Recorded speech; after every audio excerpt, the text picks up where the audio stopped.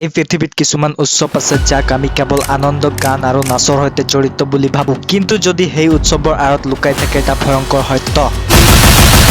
ৰঙালী বিহু, যাক আমি অসমৰ আটাইতকৈ আনন্দময় উৎসৱ বুলি জানো, আচলতে এটা প্ৰাচীন অভিশাপৰ সৈতে জড়িত। আজি আপোনালোকক লৈ যাম এনে এটা অন্ধকাৰ কাহিনীৰ ভিতৰলৈ, যাক বহু বছৰৰ পৰা লুকাই ৰখা হৈছে। এইটো কেৱল লোককথা নহয়, ই হৈছে ভয়, ৰহস্য আৰু নজনাৰ এক জীয়াই থকা ইতিহাস। সাৱধান হৈ শুনক, কাৰণ এই কাহিনী আপোনাৰ দৃষ্টিভংগী সলনি কৰিব পাৰে।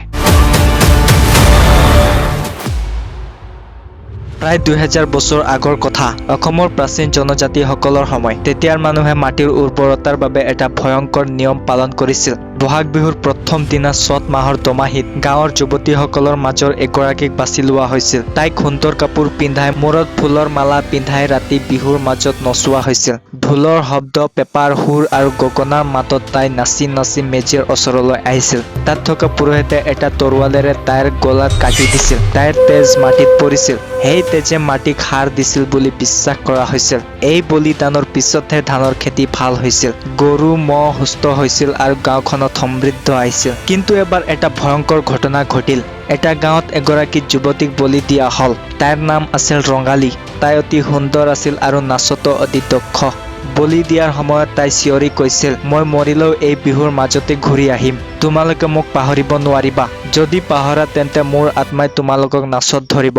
তাইৰ তেজ মাটিত পৰাৰ লগে লগে এটা প্ৰচণ্ড ধুমুহা হৈ উঠিল। সেই ধুমুহাক আজিও বৰদৈচিলা বুলি কোৱা হয়। বৰদৈচিলাই ৰঙালীৰ আত্মাক ক্ৰোধ বুলি কোৱা হয়। তাই বিহুৰ আগতে মাকৰ ঘৰলৈ আহে, সুন্দৰ বতাহ আনে, কিন্তু বিহুৰ পিছত যেতিয়া যায় তেতিয়া খঙত ধুমুহা বতাহ আনে। ৰঙালীৰ আত্মা এটা অভিশাপ হৈ পৰিল। প্ৰতি বছৰে ৰঙালী বিহুত যেতিয়া গাঁৱৰ যুৱক যুৱতীয়ে ৰাতি বিহু পাতে, হুঁচৰি গাই নাচে, তেতিয়া সেই আত্মাই জাগি উঠে। যিসকলে বিহুক কেৱল আনন্দৰ বাবে লয়, প্ৰাচীন নিয়ম পাহৰে, তেওঁলোকক সেই আত্মাই ধৰে। প্ৰথমতে কোনোৱে নাজানিছিল, কিন্তু আহোম ৰাজত্বৰ সময়ত এটা ঘটনা সকলোৰে মনত গাঁঠি গ'ল। আহোম ৰজা ৰুদ্ৰসিংহৰ সময়ত এটা ডাঙৰ ৰঙালী বিহু পতা হৈছিল। হাজাৰ হাজাৰ লোক নাচিছিল। হঠাতে এগৰাকী যুৱতী নাচি নাচি অচেতন হৈ পৰিল। তাইৰ চকু দুটা ৰঙা হৈ গ'ল আৰু তাই ক'বলৈ ধৰিলে, মই ৰঙালী, তোমালোকে মোক পাহৰিলা, এতিয়া মোৰ পাল। তাইক ধৰি ৰখাৰ চেষ্টা কৰা হ'ল, কিন্তু তাই অপ্ৰাকৃতিক শক্তিৰে সকলোকে আঘাত কৰিলে। পিছদিনা তাইৰ শৰীৰত কোনো চিন নাছিল, কিন্তু তাইৰ মুখত এটা অদ্ভুত হাঁহি আছিল।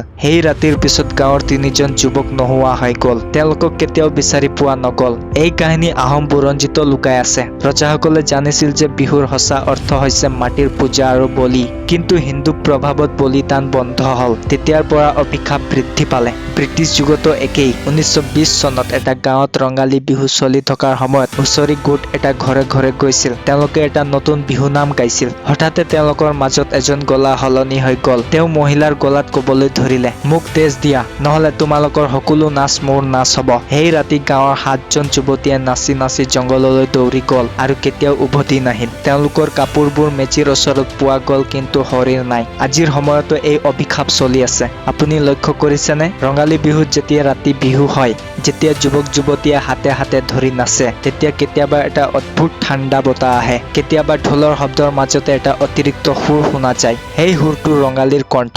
যদি কোনোবাই সেই সুৰ অনুসৰণ কৰি একেলগে নাচে, তেওঁলোকৰ চকু ৰঙা হৈ যায়। তেওঁলোকে অজানিতে প্ৰাচীন বলিৰ নামত নাচে, আৰু পিছদিনা তেওঁলোকৰ মনত একো নাথাকে। কেতিয়াবা তেওঁলোক নোহোৱা হৈ যায়। গুৱাহাটীৰ এটা কলেজত পঢ়া এগৰাকী ছাত্ৰী 2018 চনত ৰঙালী বিহুত নাচি আছিল। তাইৰ বন্ধুসকলে কৈছিল যে তাই এটা অদ্ভুত হাঁহি হাঁহিছিল আৰু কৈছিল, মই ৰঙালী। পিছদিনা তাইক ব্ৰহ্মপুত্ৰৰ পাৰত পোৱা গ'ল। তাইৰ শৰীৰত কোনো আঘাত নাছিল, কিন্তু তাইৰ হাতত এটা পুৰণি তৰোৱালৰ চিন আছিল। এই অভিশাপৰ পৰা ৰক্ষা পাবলৈ প্ৰাচীন লোকে কি কৰিছিল? তেওঁলোকে বিহু নামত এটা গোপন শ্লোক গাইছিল। সেই শ্লোকটো আজি কম লোকেহে জানে। ৰঙালী মাতৃ তোমাৰ তেজ মাটিত মিহলি হওক, আমাৰ নাচ তোমাৰ পূজা হওক, তোমাক পাহৰি নাযাওঁ। যদি এই শ্লোক নাগায়, তেন্তে বৰদৈচিলাৰ ধুমুহাৰ আগতে আত্মাই জাগে। আজিৰ মঞ্চ বিহুত এই কথা কোনোৱে নকয়। তেওঁলোকে কেৱল আধুনিক গীত গায়, EDM বিহু বজায়। সেয়েহে অভিশাপ বৃদ্ধি পাইছে।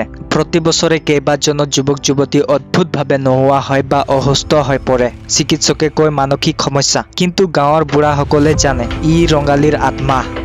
এবাৰ এটা ডাঙৰ গাঁৱত এজন যুৱক আছিল, নাম আছিল হৰি। তেওঁ বিহুক একো নামানিছিল। তেওঁ কৈছিল এয়া কেৱল মজা। বিহুৰ ৰাতি তেওঁ নাচি আছিল। হঠাতে তেওঁ এগৰাকী অচিনাকি যুৱতীক দেখিলে। তাইৰ কাপোৰ আছিল পুৰণি, চকু দুটা অতি সুন্দৰ কিন্তু ঠাণ্ডা। তাই তেওঁৰ হাত ধৰি ক'লে, নাচা মোৰ লগত। তেওঁ নাচিল। নাচি নাচি তেওঁলোকে জংঘলৰ ভিতৰলৈ গ'ল। তাত এটা পুৰণি মেজি আছিল। যুৱতীয়ে ক'লে, এয়া মোৰ তেজৰ মেজি। হৰিয়ে ভয়ত চিঞৰিলে, কিন্তু কোনোৱে শুনা নাছিল। পিছদিনা তেওঁক গছৰ তলত পোৱা গ'ল। তেওঁৰ গলাত এটা পুৰণি কাঁটিৰ চিন আছিল, কিন্তু তেওঁ জীয়াই আছিল। তেওঁ কেৱল এটাই কথা কৈছিল, ৰঙালী আহিছে। এই কাহিনীয়ে কয় যে ৰঙালী বিহু কেৱল উৎসৱ নহয়, ই এটা স্মৃতি, মাটিৰ স্মৃতি, তেজৰ স্মৃতি। যদি আমি প্ৰাচীন নিয়ম পাহৰি যাওঁ, যদি আমি বিহু কেৱল এটা ফটো আৰু ভিডিঅ'ৰ বাবে লওঁ, তেন্তে ৰঙালীৰ আত্মাই আমাক ধৰিব। প্ৰতি বহাগত যেতিয়া আপুনি বিহু নাচে, এবাৰ ভাবক, সেই নাচ কেৱল আনন্দৰ নে প্ৰাচীন অভিশাপৰ পূজা। যদি আপুনি অদ্ভুত সুৰ শুনে, যদি এটা ঠাণ্ডা হাত আপোনাৰ হাতত লাগে, তেন্তে বুজিব ৰঙালী আহিছে।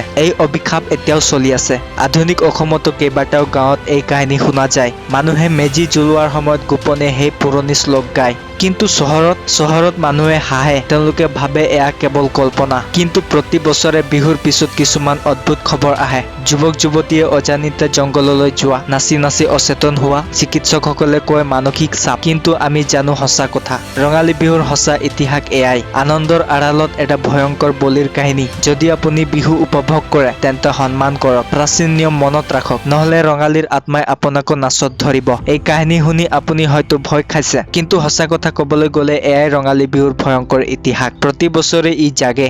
আপুনি সাৱধান হওক, বিহু নাচক, কিন্তু মনত ৰাখক, কোনোবাই চাই আছে। সেই চকু দুটা ৰঙা, সেই হাঁহিটো অদ্ভুত, সেই হাতখন ঠাণ্ডা। ধন্যবাদ।